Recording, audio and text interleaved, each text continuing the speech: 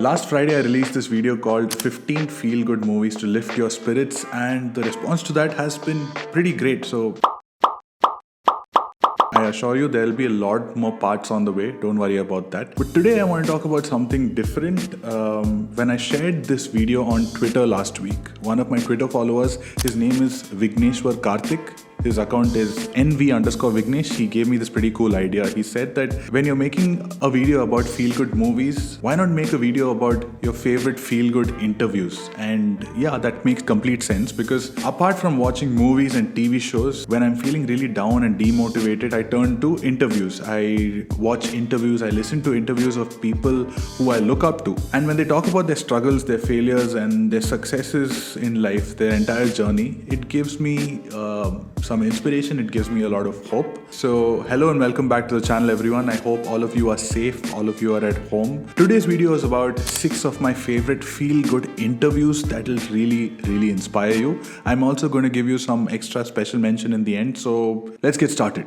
Interview number 1 and number 2 are very different from each other. The only thing they have in common is the interviewer. One of the finest Indian film journalists I know is this man called Baradwaj Rangan, or BR as he's fondly known. I'm sure a lot of you who are watching this know of him. You watch his videos on Film Companion South, and apart from his nuanced writing, apart from his reviews, I really look up to him for his interviews. They're very different from any other interview on any other channel that you know. They are not sensational, they do not pander to the masses, and there's always a genuine effort to get to know the person behind the craft and the craft behind the person. And whether it's actors or filmmakers or any kind of technicians, they just tend to open up a lot more with him, mainly because of his questions, his genuine curiosity about the craft, and also the credibility that he's built over the last 2 decades. There are 2 particular interviews of his that I keep going back to. The first one is his masterclass with director Mysskin. This conversation is mainly about the art of film appreciation, and in just the first few minutes, Mysskin says something that is so simple but at the same time it's so deep. Cinema acts as a therapy. So for someone like me who loves films, this interview itself is like another kind of therapy because of the calm and such a deeply passionate way that Mysskin talks about films, how watching foreign films and reading books by Tolstoy and Dostoevsky helped him look at the stories of his own country in a completely new perspective. And indirectly, he is also recommending so many things for us to watch or listen or read. For example, he talks so passionately about Seven Samurai, one of the greatest films ever made by Akira Kurosawa. He talks about how this film can help you deal with your struggles, and he also talks about music, like for example Beethoven's 6th Symphony, the second movement. He says that this particular piece of music is known to reduce anger in human beings, and I've tried it for myself and it works.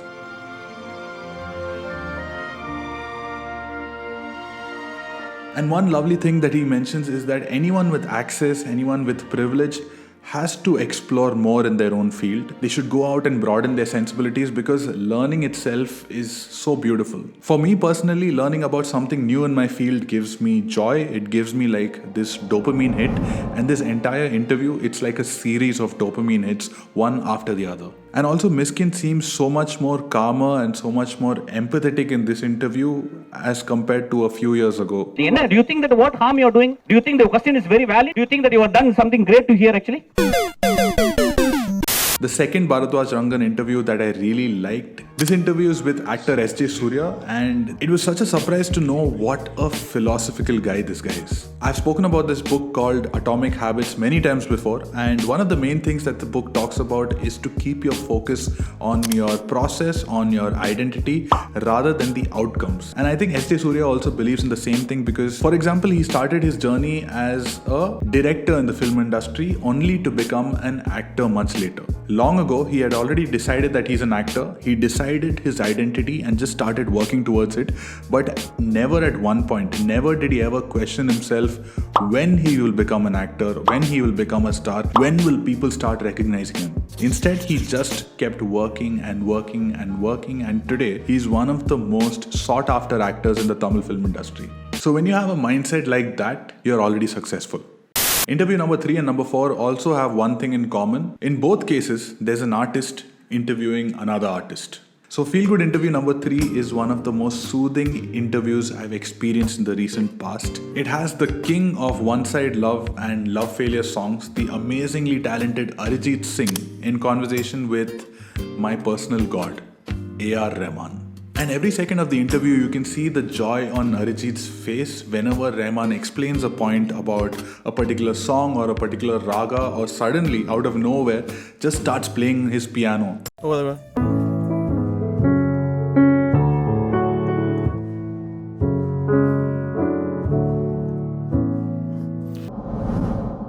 I have to give a special mention to the editor who just cuts the conversation and the music so beautifully. And the thing is, of course, you can see that Arijit is a fanboy like all of us, but the difference is... It was like this, no?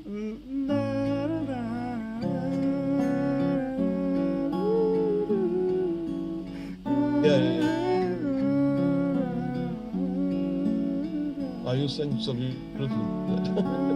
Even he has such a deep knowledge of music, and that's why even Rahman, who's usually such a shy and man of a few words, when he's talking to Arijit, he opens up so much. And it's just so nice to watch two passionate musicians talk about their art, talk about music, even though people like us may not understand it completely. One thing I usually do after a really good interview is that I go through the comment section, and I found this top comment which just summarizes the situation completely. This is exactly what the world needs on YouTube now. The next conversation on this list also has an artist interviewing another artist, but the difference is, what makes this extra special is that both these artists are the best of friends. So interview number 4 is director Robert Rodriguez in conversation with the man, the one, the only, Quentin Tarantino. Welcome to the Director's Chair with Quentin Tarantino, Volume 1. Tarantino is one of the most iconic filmmakers in the world, and I say this without any bias. It is a completely impartial, unbiased opinion. So you've obviously heard of Tarantino, but you may not have heard of Robert Rodriguez. He's made some pretty cool films like Desperado, Once Upon a Time in Mexico, Sin City, Machete, and also a kids film like Spy Kids. He's also working on this film called 100 Years, which for some reason is scheduled to release on November 18, 2115. So Robert Rodriguez and Tarantino have been the best of friends since the early 90s. They entered the industry together. So when you watch this conversation, on one hand you get so much inspiration and you get so much knowledge about the process of filmmaking from a legend like Tarantino. But at the same time you get this casual vibe that can only exist between friends. For example, in which other interview are you gonna get this story about how when they started working in the film industry, Tarantino used to collect prints of old films, and every once in a while, both of them used to bunk work, sit at home, close all the curtains, switch on the projector, and put on this old classic film and watch it on the kitchen wall.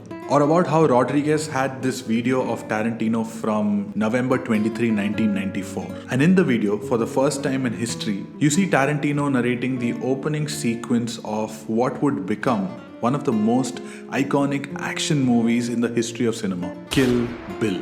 And to know that something he is so deeply passionate about, he wants to share it with his best friend. So whenever I'm feeling uninspired or confused about what I'm doing, apart from Mysskin's interview, I always go back to this particular interview, and every single time, I feel so much more inspired to just deal with whatever problem is in front of me and just say, fuck it, let's do it. What's the worst that could happen? Interview number 5 is of this guy called Naval Ravikant by Joe Rogan. He's an Indian-American entrepreneur, and he's invested in over 200 companies like Uber, Twitter, Stack Overflow, Clubhouse, everything. But that is what he is today. Naval was born in India in 1974, and he moved to New York when he was just 9 years old. He struggled with his family through poverty, but somehow he completed his education and rose up to become what he is today. And when you've had such a life, there are just so many life lessons that you can take away from and talk about it to the world. And this conversation, even though it goes on for a little over 2 hours, every single line is a life lesson, and it's not just some bullshit advice that these motivational speakers give you every now and then. People from Chennai and most parts of Tamil Nadu can especially relate to this. You know, when the weather is really, really hot, it's just summer and summer and summer for so many months, and suddenly one day the sky starts turning grey and you can literally smell the weather changing, and then the sky opens up and it starts drizzling. And we all do this thing. We put out our hands to feel the first drops of water.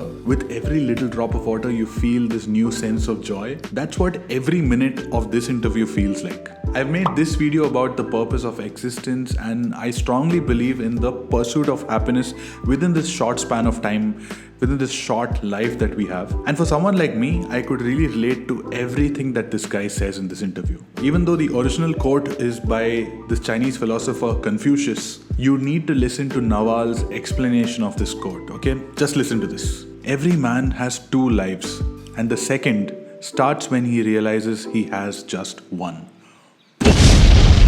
I think everyone should watch the entire video, even if it's over 2 hours. But if you want to start with something small, I'm going to leave you with a few short clips. The meaning of life, how learning to be alone is a superpower, a lot more. Just check the description. I assure you, you'll be blown away. And it'll make you feel a little better, a little more clear about your own life and your future.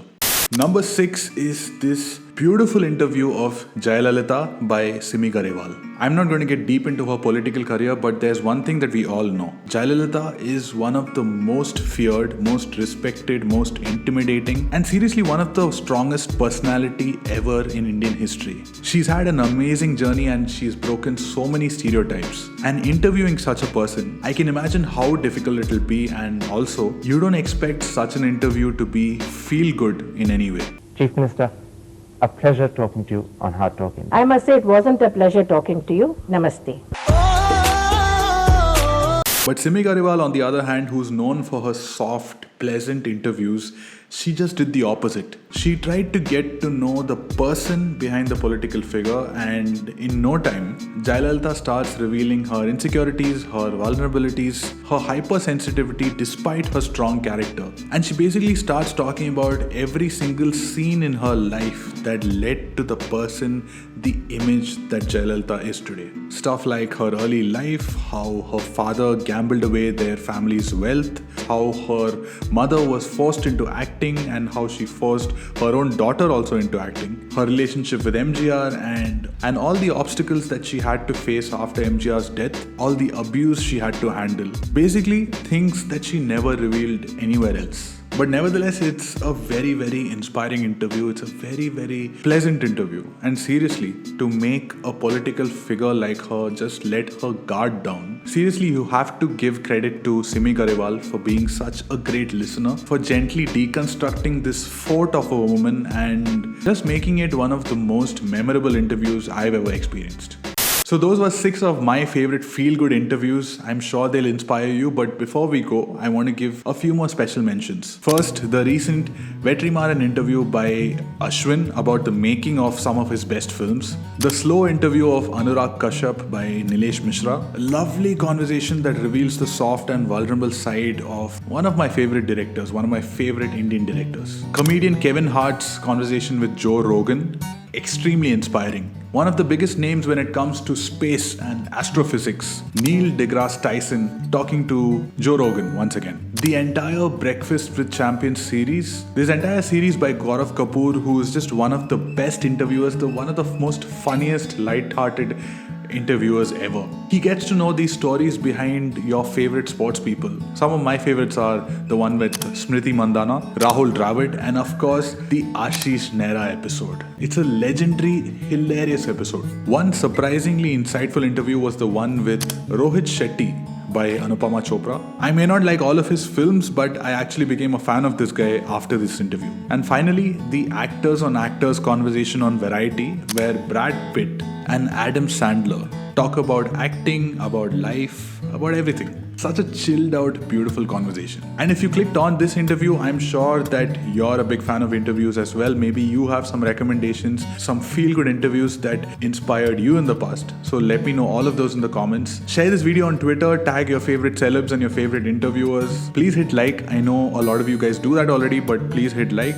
It's a way for the algorithm to know to show this to as many people as possible. And if you're new, please subscribe to the channel. But for now, thank you so much for watching. Stay safe. I'll see you next week.